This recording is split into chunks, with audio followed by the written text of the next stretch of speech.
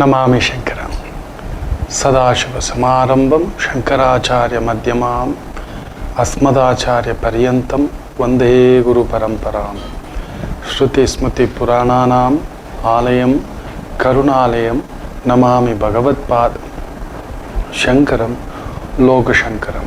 ನಾಡಿನ ಸಮಸ್ತ ವೀಕ್ಷಕ ಬಂಧುಗಳ ಪಾದಾರವಿಂದಗಳಿಗೆ ನನ್ನ ಶಿರಸಾಷ್ಟಾಂಗ ನಮಸ್ಕಾರಗಳು. ಬದುಕಿನಲ್ಲಿ ಭಗವಂತ ಯಾಕೆ ಕಷ್ಟ ಕೊಡುತ್ತಾನೆ ಅಂತ ತುಂಬ ಜನ ಹೇಳ್ತಿರ್ತಾರೆ. ನಮಗೇ ಕಷ್ಟ ಗುರುಗಳೇ, ನಮ್ಮ ಪರವಾಗಿ ಭಗವಂತ ಇಲ್ಲವೇ ಇಲ್ಲ ಗುರುಗಳೇ. ಮೊನ್ನೆ ಕೂಡ ಗಂಗಮ್ಮ ದೇವಸ್ಥಾನ ಹತ್ರ ಬಂದಾಗ ಸಾವಿರಾರು ಸಂಖ್ಯೆಯಲ್ಲಿ, ಸಹಸ್ರಾರು ಸಂಖ್ಯೆಯಲ್ಲಿ ಬಂದಿದ್ವಿ. ಧನ್ಯವಾದ. ನಾನು ತುಂಬ ಜನ ಕೇಳಿದಾಗ ಅದೇ ಮಾತು ಹೇಳಿದೆ, ನಾನು ಕೂಡ ಭಗವಂತನ ಮುಂದಗಡೆ ಭಿಕ್ಷುಕನೇ. ನನ್ನ ಕಾಲಿಗೆ ಯಾಕೆ ಬೀಳ್ತೀರಿ, ನನ್ನನ್ನು ಮುಟ್ಟಿ ಯಾಕೆ ಮಾತಾಡಿಸ್ತೀರಿ, ನಡೀರಿ ಅಮ್ಮನ ಮೇಲೆ ನಂಬಿಕೆ ಇಟ್ಟು ಹೆಜ್ಜೆ ಇಡಿ, ದಾರಿ ತೋರಿಸುತ್ತೆ. ತುಂಬ ಜನ ಈ ಪ್ರಶ್ನೆ, ನಮಗೆ ಯಾಕೆ ಕಷ್ಟ? ಅದು ಕಷ್ಟ ಅಲ್ಲ ಮಕ್ಕಳೇ, ನಮ್ಮ ಪರೀಕ್ಷೆಯನ್ನ ನಾವೇ ಬರಿತಿದ್ದೇವೆ ಅಷ್ಟೆ. ತಂದೆಯಾಗಿ ಮಕ್ಕಳು ಕಷ್ಟವಾ? ಮಕ್ಕಳು ಕಷ್ಟವಾ ನೋಡ್ಕೊಳ್ಳೋದು? ತಂದೆ ಆದ್ಮೇಲೆ ನೋಡ್ಕೋಬೇಕು, ಅದು ಕಷ್ಟ ಅಲ್ಲ, ಅದೊಂದು ಜವಾಬ್ದಾರಿ, ಅದೊಂದು ಕರ್ತವ್ಯ. ಹಾಗೆಯೇ ಗಂಡನಾಗಿ ಅಯ್ಯೋ ಆಗ್ತಿಲ್ಲ ಗುರುಗಳೇ, ತಂದೆಯಾಗಿ, ತಾಯಿಯಾಗಿ, ಮಕ್ಕಳಾಗಿ ಕೂಡ ಅಯ್ಯೋ ನಮ್ಮಮ್ಮ ಅಪ್ಪ ಕಿರಿಕಿರಿ ಗುರುಗಳೇ, ಆಡೋಕೆ ಮೊಬೈಲ್ ಕೊಡಲ್ಲ, ಈ ರೀತಿ ಅದು ಕಷ್ಟವೇ ಅಲ್ಲ, ಅದೊಂದು ಜವಾಬ್ದಾರಿ, ಕರ್ತವ್ಯ. ಈಗ ನನಗೂ ಒಂದೊಂದು ಸಮಯ ಅನ್ಸುತ್ತೆ, ಅಯ್ಯೋ ನಿತ್ಯ ಬಂದು ಪ್ರೋಗ್ರಾಮ್ ಶೂಟ್ ಮಾಡ್ಬೇಕಾ? ಇದು ಕರ್ತವ್ಯ, ಜವಾಬ್ದಾರಿ. ನಿಮ್ಮ ಮುಂದ್ಗಡೆ ಕೂತಿದ್ದಾನೆ, ನಡೆಸುವುದು, ಮಾಡುವುದು, ನಮ್ಮ ಕರ್ತವ್ಯ ನಾವು ಮಾಡ್ತಾ ಹೋಗ್ಬೇಕು. ಇದು ಕರ್ತವ್ಯ, ಇದು ಭಾರ ಅಲ್ಲ, ಇದೊಂದು ಗೌರವ. ಈ ಸ್ಥಾನ ಸಿಗೋದು ಎಲ್ರಿಗೂ ಸಿಗೋಲ್ಲ. ಇಂಥದ್ದೊಂದು ಹುಡುಕಿ ಕಂಟೆಂಟ್ಸ್ ಅನ್ನ ತಗೊಬಂದು ನಿಮಗೆ ಒಪ್ಪಿಸ್ಲಿಕ್ಕೆ ಎಲ್ಲರಿಗೂ ಸಿಗೋಲ್ಲ. ಇಷ್ಟು ಪ್ರೀತಿ ಗಳಿಸ್ಲಿಕ್ಕೆ ಸಾಕಾಗೋಲ್ಲ. ಅದ್ರ ಮುಂದ್ಗಡೆ ಇದು ಭಾರವೇ ಅಲ್ಲ, ಕಷ್ಟವೇ ಅಲ್ಲ. ತುಂಬಾ ಜನ ಹೇಳ್ತಿರ್ತಾರೆ, ಹೋಗಿ ಗುರುಗಳೇ ಕಷ್ಟದ ಸಮಯದಲ್ಲಿ ನಮ್ಗೆ ದೇವ್ರು, ಹಾಗಾದ್ರೆ ನಮ್ಮ ಬದಲು ದೇವ್ರು ಬಂದು ಇಲ್ಲಿ ಕುತ್ಕೊಂಡು ಮಾತಾಡ್ಬೇಕಷ್ಟೆ. ನಮ್ಮ ಬದಲು ದೇವ್ರ ತಂದೆ ಆಗ್ಬಿಡ್ಬೇಕು, ದೇವ್ರ ಹೆಂಡತಿ ಆಗ್ಬಿಡ್ಬೇಕು, ಗಂಡ ಆಗ್ಬಿಡ್ಬೇಕು, ಮಕ್ಕಳಾಗ್ಬಿಡ್ಬೇಕು, ಅವೆಲ್ಲ ಏನು ಇಲ್ಲ ಮಕ್ಕಳೇ. ನಾವಾಗಿ ಕರ್ಮಕ್ಕೆ ಕೆಲವೊಂದನ್ನು ಎಳ್ಕೊಂಡಿರ್ತೇವೆ. ಇದು ಹೆಂಗೆ ಅಂದ್ರೆ, ಈಗ ಒಂದು ಉದಾಹರಣೆ ತಗೋತಾನೆ. ವಿದ್ಯಾರ್ಥಿಗಳು ವರ್ಷ ಪೂರ್ತಿ ಆಟ ಆಡ್ಕೊಂಡಿದ್ದು ಬಿಟ್ಟು ಆ ಸಮಯಕ್ಕೆ ಓದ್ಬೇಕಿತ್ತು, ಓದ್ಲಿಲ್ಲ, ಪರೀಕ್ಷೆಗೆ ತಯಾರಿ ತಗೊಳ್ಳಿಲ್ಲ, ರಿಸರ್ಚ್ ಅಲ್ಲಿ ಕೂತ್ಕೊಳ್ಳಿಲ್ಲ, ರಿವಿಷನ್ಗೆ ಕೂತ್ಕೊಳ್ಳಿಲ್ಲ, ರಿವೈಸ್ ಮಾಡ್ಲಿಕ್ಕೆ ಕೂತ್ಕೊಳ್ಳಿಲ್ಲ, ಅರ್ಥ ಮಾಡ್ಕೊಳ್ಳಿಕ್ಕೆ ಕೂತ್ಕೊಳ್ಳಿಲ್ಲ, ಅಟ್ಲೀಸ್ಟ್ ಕಂಠಪಾಠ ಮಾಡ್ಕೊಳ್ಳಿಕ್ಕೆ ಕೂತ್ಕೊಳ್ಳಿಲ್ಲ, ಸ್ವಲ್ಪ ಪಾರ್ಟೀಸ್ ಬಿಡ್ಲಿಲ್ಲ, ಫಂಕ್ಷನ್ಸ್ ಬಿಡ್ಲಿಲ್ಲ, ಬೀಗರು ಊಟ ಬಿಡ್ಲಿಲ್ಲ, ಮದುವೆಗಳು ಬಿಡ್ಲಿಲ್ಲ, ಫಂಕ್ಷನ್ಗಳು ಬಿಡ್ಲಿಲ್ಲ, ಎಲ್ಲ ವೀಕೆಂಡು.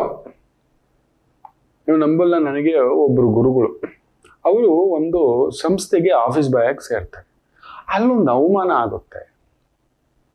ಅವ್ರ ಜೊತೆಲಿದ್ದ ಸ್ನೇಹಿತರುಗಳು ಕೂಡ ಅಲ್ಲೊಂದು 800 ರೂಪಾಯಿ ಸಂಬಳ, ಇವನ ಯೋಗ್ಯತೆ ಏನು, ಹಾಗೆ ಹೀಗೆ ಅಂತ. ಹಾಗೇ ಆ ವ್ಯಕ್ತಿ ತುಂಬಾ ದೊಡ್ಡ ಸಂಸ್ಥೆ ಇವತ್ತು ಕಟ್ಕೊಂಡಿದ್ದಾರೆ.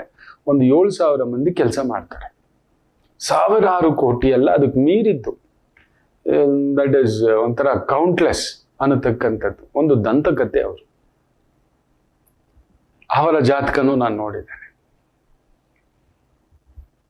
ಅವರು ಹೇಳೋರು, ನನ್ನ ಜೊತೆಲಿರೋರೆಲ್ಲ ನನ್ನನ್ನು ಹೀಯಾಳಿಸೋರು, ಆದರೆ ನಾನು ಬಿಡಲಿಲ್ಲ.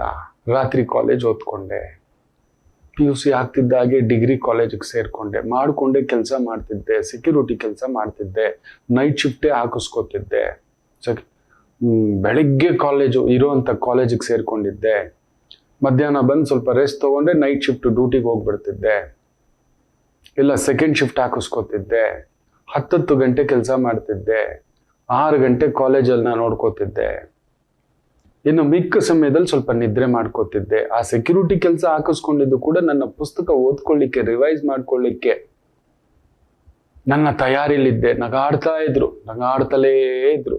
ನನ್ನ ಜೊತೆಲಿರೋ ಸ್ನೇಹಿತರುಗಳು ಮಾತಿದ್ರೆ ವೀಕೆಂಡ್ ಆದ್ರೆ ಆ ಪಿಕ್ಚರು, ಈ ಪಿಕ್ಚರು, ಆ ಮೂವಿ, ಈ ಪಾರ್ಟೀಸು, ಫಂಕ್ಷನ್ಸು ಸುತ್ತಾಡ್ತಿದ್ರೆ ನನಗೊಂಥರ ಏನೋ ಇದು, ಇವ್ರೇನು ಲಕ್ಷ್ಯವಿಲ್ಲದೆ ಓಡ್ತಿದ್ದಾರಲ್ಲ ಅಂತ ನನಗಾಗ ಸ್ವಲ್ಪ ಕಷ್ಟ ಅನ್ಸೋದು. ಅದ್ಯಾರು ನಗಾಡ್ತಿದ್ರು ಅವರ ಮುಂದುಗಡೆಯೇ ಒಂದು ದೊಡ್ಡ ಸಂಸ್ಥೆಯಲ್ಲಿ ಒಂದು ದೊಡ್ಡ ಹುದ್ದೆಗೆ ಇರ್ತಾನೆ, ನನ್ನ ಹತ್ರ ಕಾರ್ ತಗೋತೇನೆ, ತಿಂಗಳಿಗೆ ಕಡಿಮೆ ಅಂದ್ರೆ 3 ಲಕ್ಷ ಸಂಬಳ ತಗೋತೇನೆ. ನನ್ನ ಜೊತೆಲಿ ಆಡ್ತಾ ಪಾಡ್ತಾ ಕುಣಿತಾ ಆನಂದವಾಗಿ ಎಂಜಾಯ್ ಮಾಡ್ತಿದ್ದಂತ ನನ್ನ ಕಾಲೇಜ್ ಮೇಟ್ಸು, ಸ್ಕೂಲ್ ಮೇಟ್ಸು ಅಲ್ಲೇ ಇದ್ದಾರೆ. Now I am enjoying. Weekend parties ಇದೆ ಕಂಪ್ನಿದು, ಮಂತ್ ಎಂಡ್ ಪಾರ್ಟೀಸ್ ಇದೆ, ಇಯರ್ ಎಂಡ್ ಪಾರ್ಟೀಸ್ ಇದೆ, ಪ್ರತಿ ತಿಂಗಳು ಟ್ರಿಪ್ಸ್ ಇದೆ. ಕಂಪನಿಯಿಂದ ಸ್ಪಾನ್ಸರ್, ಖರ್ಚಿಗೆ ಬೇರೆ ಒಂದು 50,000 ಕೊಡ್ತಾರೆ. ಹೋಗ್ಬಿಟ್ಟು ಬಾಪ ಟ್ರಿಪ್ ಅಷ್ಟೇ ಅಲ್ಲ, ಫ್ಯಾಮಿಲಿ ಸಮೇತ ಅಷ್ಟೇ ಅಲ್ಲ, ಪ್ರತಿ 3 ತಿಂಗಳಿಗೆ ಕಡಿಮೆ ಅಂದರು ಒಂದು 3 ದಿನದಿಂದ 5 ದಿನ ಬೋನಸ್ಗಳು, ಇನ್ನೊಂದು ಬರೀ ಪ್ರೈವೇಟ್ ಪ್ಲೇನಲ್ಲೇ ಸುತ್ತಾಡೋದು. 3 ಲಕ್ಷ ಸಂಬಳದಿಂದ ವರ್ಷಕ್ಕೆ 30 ಲಕ್ಷ ಬೋನಸ್ ಎಲ್ಲ ತಗೋತಿದ್ದೆ. ಆಮೇಲೆ 30 ಲಕ್ಷದ ಸಂಬಳಕ್ಕೆ ಬಂದೆ. ಅಲ್ಲೇ ಇದ್ರು ಯಾರು ನಗಾಡ್ತಾ ಇದ್ರು, ಎಂಜಾಯ್ ಮಾಡ್ತಾ ಇದ್ರು, ಅಲ್ಲೇ ನಿಂತಿದ್ರು. ಒಂದು ಚೂರು ಅದನ್ನ ಕಷ್ಟ ಅನ್ಕೊಳ್ಳದೆ ಇದನ್ನ ಸ್ವಲ್ಪ ತ್ಯಾಗ ಮಾಡಿದ್ರೆ ಅವ್ರ ಫಂಕ್ಷನ್ ಅನ್ನೋಕ್ಕಿಲ್ಲ ಓಡೋದು, ಇವನ್ ಪಾರ್ಟಿ ಕರ್ದ ಓಡೋದು, ಅವನ್ ಪಾರ್ಟಿ ಕರ್ದ ಓಡೋದು, ಯಾರೋ ಸಂಜೆ ಫೋನ್ ಮಾಡ್ತಾನೆ ಬಾರೋ ಅನ್ನೋದು ಓಡೋದು. ಇವತ್ತು ಆ ವ್ಯಕ್ತಿ ಕಡಿಮೆ ಅಂದರು ಅದು ಎಷ್ಟೋ ಮಕ್ಕಳೇ, ಒಂದು 30,000 ಮಕ್ಕಳಿಗೆ ತನ್ನ ಸಂಸ್ಥೆಯಲ್ಲಿ ಕೆಲಸ ಮಾಡುತ್ತಿರುವ ಸಿಬ್ಬಂದಿಯ ಮಕ್ಕಳಿಗೋಸ್ಕರನೇ ಒಂದು ಕಾಲೇಜು, ಸ್ಕೂಲು, ಇನ್ನೊಂದು ಏನೇನೋ ಮಾಡಿಟ್ಬಿಟ್ಟಿದ್ದಾರೆ. ಅಂದ್ರೆ ಯೋಚನೆ ಮಾಡಿ ನೋಡಿ ಆ ದೈತ್ಯ. ನಾನು ಅವರನ್ನ ದೇವರು ಅಂತೇನೆ, ಎಲ್ಲರೂ ಅವರನ್ನ ದೇವರು ಅಂತಾರೆ, ತಂದೆ ಅಂತಾರೆ, ಗುರು ಅಂತಾರೆ. ಅವ್ರೇನ್ ಹೇಳ್ತಾರೆ ಗೊತ್ತಾ? ಅಲ್ಲ, ನಾನು ಏನು ಅನುಭವಿಸಿದ್ನೋ ಆ ಸಮಯದಲ್ಲೋ ನನ್ನ ಸಿಬ್ಬಂದಿ ವರ್ಗಕ್ಕೆ, ಅವರ ಮಕ್ಕಳಿಗೆ ಅದಾಗಬಾರ್ದು ಅಂತ ಪ್ರೊಟೆಕ್ಟೆಡ್ ಇಟ್. ಆ ಅನುಭವವೇ ಅಂತಕ್ಕಂಥದ್ದು. ಹೌದು ಮಕ್ಕಳೇ, ಅದು ಕಷ್ಟ ಅಲ್ಲ. ಬರೀ ವಿದ್ಯಾರ್ಥಿಗಳಾಗಿ ಯೋಚನೆ ಮಾಡಿ ನೋಡಿ. ಆ ಸಮಯಕ್ಕೆ ನೀವು ಓದ್ಕೊಂಡಿದ್ರೆ, ನೀವು ಕುಳಿತುಕೊಂಡಿದ್ರೆ, ದಿನಕ್ಕೊಂದು 4 ಗಂಟೆ ತಪಸ್ಸಿನ ತರ, ಧ್ಯಾನದ ತರ. ಯಾಕೆ ಗೊತ್ತಾ? ಜೀವನ ಅನ್ನೋದು ಒಂದು ಪರೀಕ್ಷೆ. ನಿಮ್ಮ ಪರೀಕ್ಷೆ ನೀವೇ ಬರಿಬೇಕು. ಅವತ್ತು ನೋಡಿ, ನಿಮ್ಮ ಟೀಚರೇ ಅಲ್ಲಿ ಬಂದಿರ್ತಾರೆ, ಸುಮ್ಮನೆ ಕೂತಿರ್ತಾರೆ. ಮೇಲ್ವಿಚಾರಕರಾಗಿ, ಎಕ್ಸಾಮ್ ಮೇಲ್ವಿಚಾರಕರಾಗಿ ನಿಮ್ಮ ಟೀಚರೇ ಅಲ್ಲಿ ಬಂದು ಕೂತಿರ್ತಾರೆ. ಅವರು ಕೂಡ ಏನು ಮಾಡೋಕ್ಕಾಗೋದಿಲ್ಲ. ಯಾಕೆಂದ್ರೆ ಅವ್ರ ಮೇಲೆ ಹತ್ಕೊಂಡಿರುತ್ತೆ. ನೀವ್ ಯಾಕ್ರೆ ನಿಮ್ಮ ಮಕ್ಕಳಿಗೆ ಹೇಳ್ಕೊಡಕ್ ಹೋಗ್ತೀರಾ ಅನ್ನತಕ್ಕಂಥದ್ದು. ಪಾಠ ಕಲಿಸಿದ ನಿಮ್ಮ ಗುರುವು ಕೂಡ ಪರೀಕ್ಷಾ ಕೊಠಡಿಯಲ್ಲಿ ಸುಮ್ಮನೆ ಕೂತಿರ್ತಾರೆ. ಏನೋ ಮಾಡ್ರಪ್ಪ ನೀವು. ಇಷ್ಟು ದಿನ ಕಲಿಸಿದವ್ರು ಅವರೇ, ತಿಳಿಸಿದವ್ರು ಅವರೇ, ದಾರಿ ತೋರಿಸಿದವ್ರು ಅವರೇ. ಹಿಂಗೆ ಹೋಗಿ, ಹೀಗೆ ಮಾಡಿ, ಇದೇ ತರ ಮಾಡಿ ಅಂತ ಹೇಳ್ಕೊಟ್ಟಂತ ಗುರು ಕೂಡ ಈ ರೀತಿ ಕುತ್ಕೋತಾರೆ. ನಿಮ್ಮ ಆಲೋಚನೆ, ಶಕ್ತಿ, ವಿವೇಚನೆ, ಮನೋಲೋಚನೆ, ಸಮಾಲೋಚನೆ ಅದನ್ನ ತಗೊಂಡು ಅದು ಎಷ್ಟು ಅರ್ಥ ಮಾಡ್ಕೊಂಡಿದ್ದೀರಿ ಅದನ್ನ ಒಂದು ಪರೀಕ್ಷಾ ರೂಪದಲ್ಲಿ ಆ ಒಂದು ಪೇಪರಲ್ಲಿ ನೀವು ಬರೀತಕ್ಕಂಥದ್ದು ನೋಡಿ. ಅವ್ರೇನು ಮಾಡಲ್ಲ. ಆಗ ವಿದ್ಯೆ ಕಲಿಸಿದ, ಪಾಠ ಕಲಿಸಿದ ಗುರುವೂ ಕೂಡ ಸುಮ್ಮನೆ ಕುಳಿತುಕೊಳ್ಬೇಕಾಗುತ್ತೆ. ಅಂದ್ರೆ ಭಗವಂತ ಕೂಡ ಸುಮ್ಮನೆ ಕೂತಿದ್ದಾನೆ ಅಂದ್ರೆ ನಮಗೊಂದು ಚಾನ್ಸ್ ಕೊಟ್ಟಿದ್ದಾನೆ ಅಂತ ಅರ್ಥ. ಏನೋ ಮಾಡೋ, ಎಷ್ಟು ದಿನ ನಿನ್ಗೊಂದು ಅನುಭವ ಕಲಿಸಿದ್ದೀನಲ್ವಾ, ತಿಳುವಳಿಕೆ ಕಲಿಸಿದ್ದೀನಲ್ವಾ, ಒಳ್ಳೆ ವ್ಯಕ್ತಿಗಳ ಜೊತೆ ನಿಲ್ಸಿದ್ದೆ ಅಲ್ವಾ, ಒಳ್ಳೊಳ್ಳೆ ಸ್ಟೂಡೆಂಟ್ಸ್ ಇದ್ರು, ಬ್ಯಾಚ್ ಮೇಟ್ಸ್ ಇದ್ರು, ಒಳ್ಳೆ ರ್ಯಾಂಕು, ಡಿಸ್ಟಿಂಕ್ಷನ್ ಹೊಡೆಯುವಂಥ ಸ್ನೇಹಿತರುಗಳಿದ್ರು. ಅವ್ರ ಜೊತೆಲಿ ಕುಳಿತುಕೊಳ್ಳಿಲ್ಲ ಆಗ, ತಯಾರಿ ನಡೆಸ್ಕೊಳ್ಳಿಲ್ಲ ಆಗ, ಕಲ್ತ್ಕೊಳ್ಳಿಲ್ಲ ಆಗ. ನಿಮಗೆ ಕ್ರಿಕೆಟ್ ಆಡಕ್ ಹೋಗ್ಬೇಕು, ಫುಟ್ಬಾಲ್ ಆಡಕ್ ಹೋಗ್ಬೇಕು, ಈ IPL ಬೇರೆ ಬಂದಿದೆ, ರಾತ್ರಿ 12 ಗಂಟೆವರೆಗೂ ಕುತ್ಕೋಬೇಕು. CET ಪ್ರಿಪೇರ್ ಆಗೋಣ, ಕ್ಯಾಟ್ ಎಕ್ಸಾಮಿಗೆ ಪ್ರಿಪೇರ್ ಆಗೋಣ, ನೀಟ್ ಎಕ್ಸಾಮಿಗೆ ಪ್ರಿಪೇರ್ ಆಗೋಣ, JEE ಪ್ರಿಪೇರ್ ಆಗೋಣ, ಯಾವುದಾದ್ರೂ ರೈಲ್ವೇಸ್ ಎಕ್ಸಾಮ್ ಬರೆಯೋಣ, ತಯಾರಿ ಮಾಡೋಣ, ಬೇರೆ ಬೇರೆ ಎಕ್ಸಾಮ್ಸ್ ಇದೆ, IPL ಬೆಟ್ಟಿಂಗು. ಬೇಗ ದುಡ್ಡು ಮಾಡಬೇಕು, ಬೇಗ ಹೆಸರು ಮಾಡಬೇಕು, ಕಷ್ಟಪಡದೆ, ಪರಿಶ್ರಮ ಪಡದೆ. ನೆನ್ಪಿಟ್ಕೊಳ್ಳಿ, ಗೆಲ್ಲಬೇಕು ಅಂತ ಹೇಳಿದ್ರೆ ತುಂಬಾ ತ್ಯಾಗಗಳನ್ನ ಕೇಳುತ್ತದೆ, ತುಂಬಾ ತ್ಯಾಗಗಳನ್ನು ಕೇಳುತ್ತದೆ.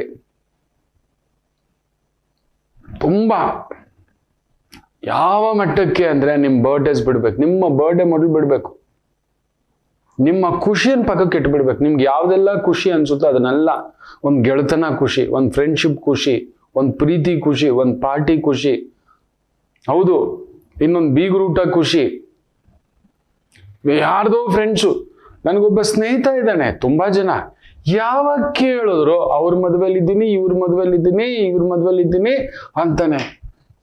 ಏನೋ ಇದು, ಇನ್ನೂ ಒಂದು ಸ್ವಂತ ಮನೆ ಮಾಡ್ಕೊಂಡಿಲ್ಲ, ಹಾಗೂ ಈಗೂ ಒಂದು ಮನೆ ಮಾಡ್ಕೊಳ್ಳೋಷ್ಟರಲ್ಲಿ ಹಾರ್ಟ್ ಅಟ್ಯಾಕ್ ಬಂದು ಮಲಗಿದ್ದಾನೆ.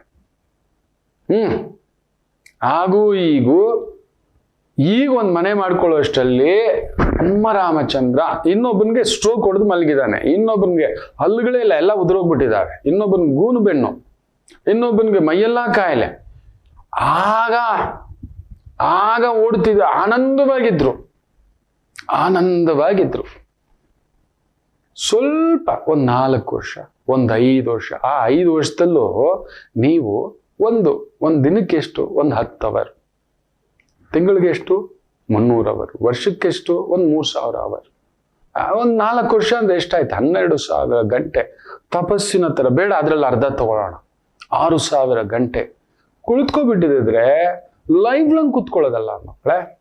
ಆ ಲಕ್ಸುರಿ, ಆ ಸ್ಟೇಟಸ್ಸು, ಆ ಪೊಸಿಷನ್ ಇಲ್ಲ. ನೋಡಿ, ನೆನ್ಪಿಟ್ಕೊಳ್ಳಿ, 4 ಜನ ಮೂರ್ಖರ ಜೊತೆ ಕೂತ್ಕೊಂಡ್ರೆ ಮೂರ್ಖರೇ ನಾವು. ನಾನು ಮೊನ್ನೆ ಕೂಡ ಒಬ್ಬ ಸ್ನೇಹಿತನಿಗೆ ಹೇಳಿದೆ, ನಿನಗೆ ಸರಿಯಾದ ಸ್ನೇಹಿತರು ಸಿಗ್ಲಿಲ್ಲ ಕಣೋ, ಎಲ್ಲ ಆಫ್ ಕುಕ್ಡ್ ರೈಸ್ ಪೀಪಲ್ಲೇ ಸಿಕ್ಕಿದ್ರು. ನನಗದು ತುಂಬ ಬುದ್ಧಿವಂತರಿದ್ದಾರೆ, ಅದೃಷ್ಟಕ್ಕೆ ನೀವೇ ಅದು ನನಗೆ ಗೈಡ್ ಮಾಡಲಿಕ್ಕೆ, ದಾರಿ ತೋರಿಸ್ಲಿಕ್ಕೆ. ನಿಮ್ಮಿಂದ ತುಂಬ ಕಲ್ತಿದ್ದಾನೆ, ನಿಮಗೆ ಗೊತ್ತಿಲ್ಲ ಅಷ್ಟೇ. ನಿಮ್ಮಿಂದ ತುಂಬ ಕಲ್ತಿದ್ದಾನೆ. ಇದೇ ಸತ್ಯ, ಪರಮಾತ್ಮನ ಸತ್ಯ, ಪಾರಮಾರ್ಥಿಕ ಸತ್ಯ. ಆದರೆ ನಿನಗೆ ಸಿಕ್ಕವರೆಲ್ಲ ನಿನ್ನನ್ನು ಸಣ್ಣ ಮಟ್ಟದ್ದು, ಬಾರೋ ಅಲ್ಲಿಗೆ ಹೋಗೋಣ, ಬಾರೋ ಇಲ್ಲಿಗೆ ಹೋಗೋಣ, ಹಿಂಗೆ ಮಾಡಿ ಇಟ್ಬಿಟ್ಟಿದ್ದಾರೆ. ಇವತ್ತು ನೋಡಿ, ಒಂದು ಸಣ್ಣ ಸಮಸ್ಯೆ ಬಂದರೂ ಕೂಡ ಎದುರಿಸ್ಲಿಕ್ಕೆ ಆಗ್ತಿಲ್ಲ. ನೆನ್ಪಿಟ್ಕೊಳ್ಳಿ, ಕಷ್ಟದ ಸಮಯದಲ್ಲಿ ದೇವರು ಏಕೆ ಸುಮ್ಮನಿದ್ದಾನೆ ಅಂದರೆ, ದಟ್ಸ್ ಇಟ್. ಪಾಠ ಕಲಿಸಿದ ಆ ಗುರುವೂ ಕೂಡ ಪರೀಕ್ಷಾ ಕೊಠಡಿಯಲ್ಲಿ ಏನೋ ಮಾಡಿ ಓಡ್ತಿದ್ರಲ್ಲ, ಎಂಜಾಯ್ ಮಾಡಿಕೊಂಡು ಈಗ ಮಾಡಿ ಹೋಗಿ. ಕಷ್ಟಪಟ್ಟವನಿಗೆ ಬೆಲ್ಲ ಉಂಟು, ಆ ಓಡಿದವನಿಗೆ, ಆ ಏಕಾಗ್ರತೆಗೆ, ಆ ತಯಾರಿಗೆ, ವಾಟ್ ಎವರ್. ಜೀವನ ಅನ್ನೋದೇ ಅಷ್ಟೇ ಮಕ್ಕಳು, ಅದೊಂದು ಪರೀಕ್ಷೆ. ಅದನ್ನ ಕಷ್ಟ ಅನ್ಕೋಬಾರ್ದು ಅಷ್ಟೇ. ಅದಕ್ಕೆ ಸಾಕ್ಷಿ ನನ್ನ ಗುರುಗಳು, ಅವರ ಜೊತೆಯಲ್ಲಿ ನಾನು ನಿಮ್ಮ ಮುಂದ್ಗಡೆ ಇದ್ದೇನೆ. ಸೊ ಎಚ್ಚರಿಕೆ. ಅದರಿಂದ ದೇವರನ್ನು ನಿಂದಿಸ್ಲಿಕ್ಕೆ ಹೋಗ್ಬೇಡಿ. ದೇವ್ರೇನ್ ಮಾಡ್ದ, ನಿಮ್ಗೆ ಎಷ್ಟೋ ಅವಕಾಶಗಳನ್ನ ಕೊಟ್ಟ. ನೀವು ಇನ್ನೊಬ್ಬರ ಮೇಲೆ ಬ್ಲೇಮ್ ಮಾಡ್ಕೊಂಡು ಕೂತ್ಕೊಂಡು, ನಮ್ಮ ತಾಯಿ ಇದು ಕೊಡ್ಲಿಲ್ಲ, ತಂದೆ ಇದು ಕೊಡ್ಲಿಲ್ಲ, ಬೈಕ್ ಕೊಡ್ಲಿಲ್ಲ. ಓದೋ ಹುಡುಗನಿಗೆ ಬೈಕ್ ಏನಕ್ಕೆ ಹೇಳಿ? ಏನಕ್ಕೆ ಬೈಕ್ ಬೇಕು? ಈ ಬೆಂಗಳೂರು ರೋಡುಗಳಲ್ಲಿ ಎಲ್ಲ ಆಗೋ ಮಾತಲ್ಲ. ಓದೋ ಹುಡುಗನಿಗೆ ಮೊಬೈಲ್ ಏನಕ್ಕೆ ಬೇಕು? ಒಂದು ಅರ್ಧ ಗಂಟೆ ಬೇಕು. ಸಂಜೆ ಬನ್ನಿ, ಅಮ್ಮ ಮೊಬೈಲ್ ತಗೊಳ್ಳಿ, ಮಾತಾಡಿ. ಸ್ನೇಹಿತರು ಬೇಕು, ಗೆಳೆಯರು ಬೇಕು, ಡಿಸ್ಕಷನ್ಗೆ ಬೇಕು. ಇಟ್ಬಿಟ್ಟು ಹೋಗಿ, ಒಂದು ಬೇಸಿಕ್ ಫೋನ್ ಇಟ್ಕೊಳ್ಳಿ.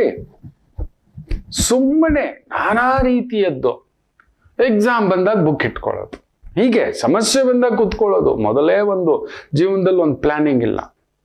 ನನಗೂ 50,000 ಸಂಬಳ, ನಿನಗೂ 50,000 ಸಂಬಳ, ತಗೋ 2 ಲಕ್ಷದ ಸಾಲ ಮಾಡು. ತಿಂಗಳಿಗೆ 1 ಲಕ್ಷದ್ದು, ಒಂದು 50 ಲಕ್ಷದ ಮನೆ ತಗೋಬಿಡ್ಬೇಕು ಈಗಲೇ. ಒಂದು 10 ಲಕ್ಷದ ಕಾರ್ ತಗೋಬಿಡ್ಬೇಕು ಈಗಲೇ. ಓಡಾಡ್ಲಿಕ್ಕೆ ಒಂದು ಬೈಕ್ ತಗೋಬಿಡ್ಬೇಕು ಈಗಲೇ. ಇವೆಲ್ಲ ಬೇಕು. ಕ್ರೆಡಿಟ್ ಕಾರ್ಡ್ ಕೊಟ್ಟಿದ್ದಾರೆ, ಒಂದು ಟ್ರಿಪ್ ಹೋಗಿ ಬಂದ್ಬಿಡ್ಬೇಕು. ದೇವ್ರು ಕೂಡ ಹಿಂಗೆ ಕುತ್ಕೋತಾರೆ, ಏನೋ ಮಾಡಿ ಅಂತ. ಅವನು ಕಷ್ಟ ಕೊಟ್ಟಿಲ್ಲ, ನಾವಾಗ ಮಾಡ್ಕೊಂಡಿರೋದು. ಎಚ್ಚರಿಕೆ, ಎಚ್ಚರಿಕೆ. ನಮಾಮಿ ಶಂಕರ.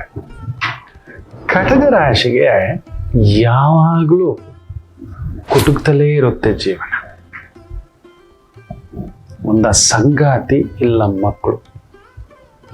ಹಾಗೆ ಮೀನ ರಾಶಿಯವರಿಗೆ ಒಂದು ತಂದೆ ಇಲ್ಲ ತಾಯಿ, ಇವರಿಂದ ದೂರ ಇರ್ತೀರಿ, ಇಲ್ಲ ಹತ್ರಕ್ಕೆ ಹೋದಷ್ಟು ನೋವು ತಿಂತೀರಿ. ಅನುರಾಧ ನಕ್ಷತ್ರಕ್ಕೆ ಯಾವಾಗಲೂ ಅನುರಾಧ ದೋಷವೇ. ಯಾಕೋ ಜ್ಯೇಷ್ಠ ನಕ್ಷತ್ರದವ್ರಿಗೆ ಮದುವೆ ವಿಚಾರದಲ್ಲಿ ಅಲ್ಲೊಂದು ಯುದ್ಧವೇ. ಏನು ಕನ್ಯಾ ರಾಶಿ ಕೇಳಲೇಬೇಡಿ, ಕಣ್ಣೀರು ತಪ್ಪಿದ್ದಲ್ಲ. ಯಾಕೆ ಇಷ್ಟೆಲ್ಲ ಕನ್ಫ್ಯೂಷನ್ ತಿಳ್ಕೋಬೇಕಾ? ಫೋನಿನ ಮುಖಾಂತರವೇ ನಿಮ್ಮ ಸಮಸ್ಯೆಗಳಿಗೆ ನಾವು ನಿಮ್ಮ ಜೊತೆ ಇದ್ದು ಪರಿಹಾರ ಕೊಡ್ತೇನೆ. ನಾನು ನಿಮ್ಮ ಪ್ರೀತಿಯ ರವಿಶಂಕರ್ ಗುರೂಜಿ. ಈ ಕೆಳಗಿನ ಫೋನ್ ಸಂಖ್ಯೆಗೆ ಕರೆ ಮಾಡಿ ನಿಮ್ಮ ಪ್ರಶ್ನೆಗೊಂದು ಉತ್ತರ ಪಡೆಯಿರಿ. ನಮಾಮಿ ಶಂಕರ.